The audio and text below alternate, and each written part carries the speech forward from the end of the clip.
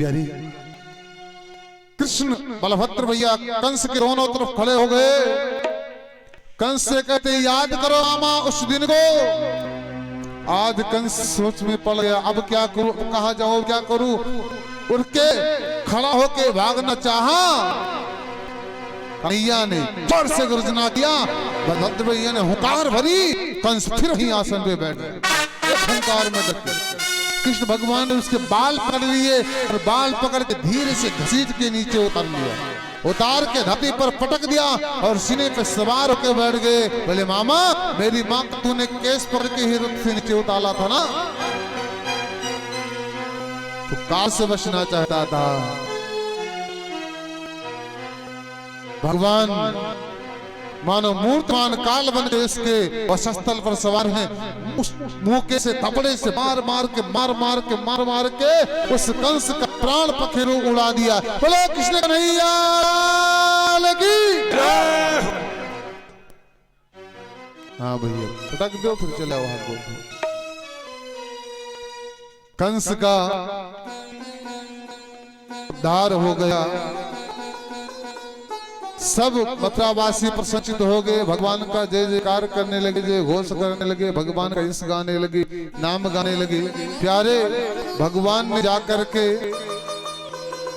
Jail से महाराज उग्रसेन को आजाद किया, माता पिता जेल से आजाद किया, उग्रसेन महाराज का राज तिलक करा दिया।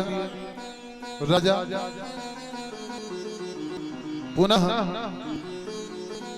आजाद करके बाहर देव की वसुदेव को लेके भगवान आए। देव की वसुदेव भगवान की यश को, भगवान की कीर्ति को देखते जा रहे।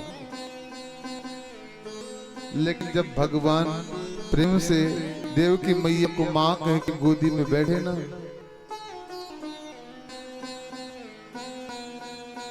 तो सारा ईश्वरत्व तो मैया के आंखों से दूर हो गया। सारा वात्सल्य उमड़ पड़ा उन्हें। उनका वही लाल दिखा जिस लाल को वसुदेव जी साजरे में लेकर के विदा करने गए थे, वही रूप दिख गया।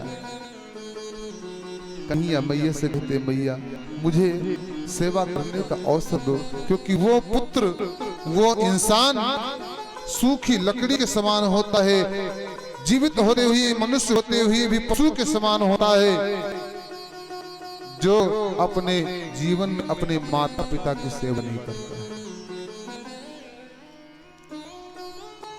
मातरम पितरम वृद्धम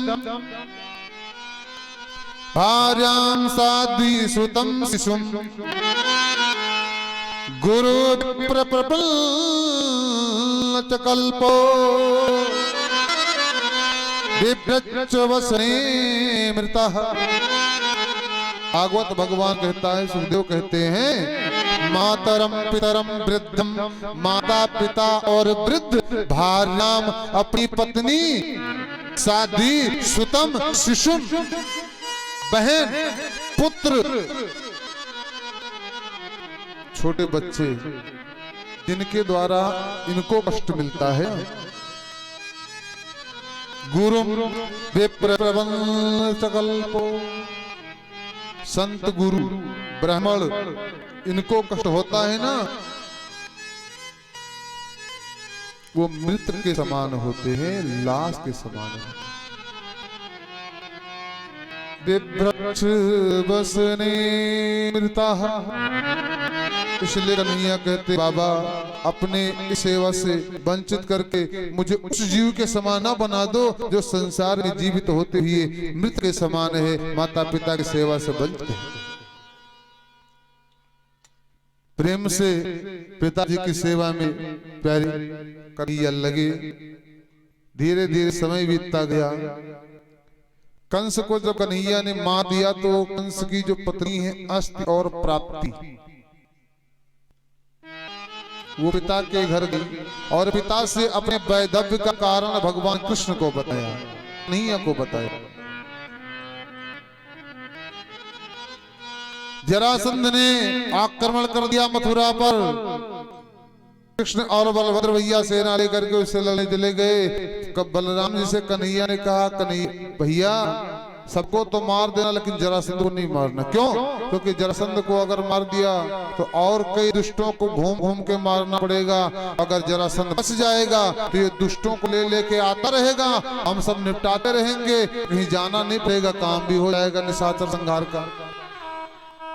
सुदेव भगवान कहते हैं जरासंध भगवान को मारने के लिए मथुरा पर 17 बार आक्रमण करता है, लेकिन कभी विजयी नहीं हुआ, परास्त होके आ गया।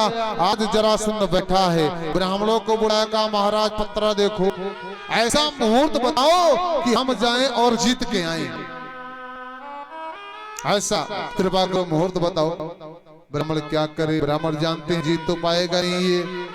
और जरासंध कहता महाराज अगर नहीं जीते तो तुम सब अपनी खैर मत जानना, पूजा पाठ में लग जाओ हमारे विजय के लिए।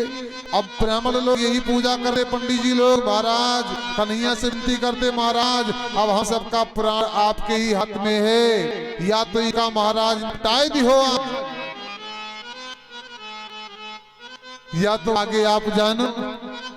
आगे चला जरासंध तो प्रवर्सन नाम के पर्वत पर कन्हैया बलराम उस जरासंध को दिखाई पड़ गए।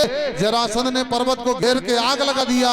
जरासंध को पता लग गया कि कृष्ण बलराम इसमें जल के मर गए, और जरासंध तब से ब्राह्मण का बहुत बड़ा पक्का भक्त हो गया पंडित जी लोगों का, क्योंकि पंडित जी ने बताया मेरा काम हो गया। भगवान दोनों का मान बढ़ा दिया ना, मरने के नाटक भी दिखा दिया, उधर बचा दिया। और उधर ही एक दैत्य रहता था, उसका नाम है कालेवन।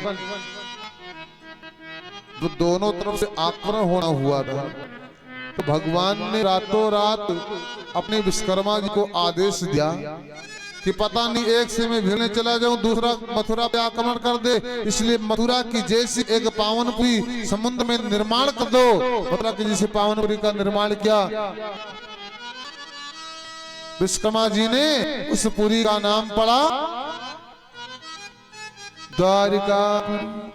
बोले द्वारिकाधीश भगवान जय हो। कालेवन के पास कालेवन, अब कालेवन इतना बड़ा पहलवान है कि जिससे संसार में कोई लड़ने के लिए तैयार नहीं हो रहा। एक बार नारद जी मिल गए, नारद जी से पूछा महाराज खाली बीड़ा बजाते घूमते हो, या ये भी पता है कोई पहलवान बताओ जो हमारे हाथों की खुजली मिटा सके।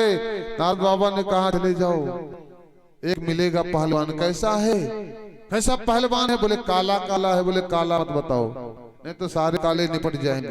बोले फिर? बोले घुंघराले बालों वाला है। बोले फिर? नाम बताओ महाराज, नाम बताओ। बोले कंधे गले में पीतांबर, गले में सुंदर माला, मने में पीतांबर धारण करने वाला है। बोले महाराज नाम बताओ। तो कहा नाम होगा कृष्ण। तो कालेवन से ना ले गया, कालेवन से कृष्ण भगवान रास्ते में ही मिल गए। कालेवन ने देखा बिल्कुल काला काला घुंघराले बाल वाला, वही निराले नेत्र वाला, लाल अधर वाला सांवला, वो कालेवन ने पूछा क्या नाम है तेरा? कहा कृष्ण। इतना कह के भगवान दौड़ लगाई। आगे आगे आगे भगवान भाग रहे, पीछे पीछे कालेवन दौड़ रहा। भागते भागते भागते भागते एक गुफा में प्रविष्ट कर गए, जिस गुफा में एक महात्मा सोए थे, नाम है मुचकुंद जी महाराज। परसों कथा में मैंने सुनाई थी ना, महाराज सूर्यवंश में यूनास, उनके पुत्र मानधाता, उनके पुत्र मुचुंद, जिन्होंने देवताओं की तरफ से बहुत मदद की थी, वरदान मांगा। कहा महाराज मैं एक ही वरदान दे दो कि हम खाली सोई, कोई हमका जगाए दे। देवताओं ने कहा जो तुमको सोते समय जगाएगा नष्ट हो जाएगा। तुम्हारी दृष्टि से भगवान उनको भी दर्शन देना है, इसलिए भगवान उसी गुफा में चले गए। मुचकुंद महात्मा पे कम अपना पीतांबर डाल दिया। कालेवन पहुंचा, खींच के लात मारा, यहाँ आया छुप के बैठा है, लात मारा, और जैसे मुचकुंद महात्मा जगे, उनकी दृष्टि पड़ी, क्षण भर में कालेवन जगे राख हो गया। बोले कृष्ण कन्हैया लाल की। केशव सामने प्रकट हो गए महात्मा के। महात्मा से कहा महात्मा वरदान मांगो। महाराज मुझे तो आपके भक्ति के सिवा कुछ नहीं चाहिए। कहा इस जन्म में तो तुमने सो के पूरी जिंदगी बिता दी, अभी जन्म में क्या करोगे भक्ति, अगले जन्म में तुझे मेरी भक्ति प्राप्त होगी।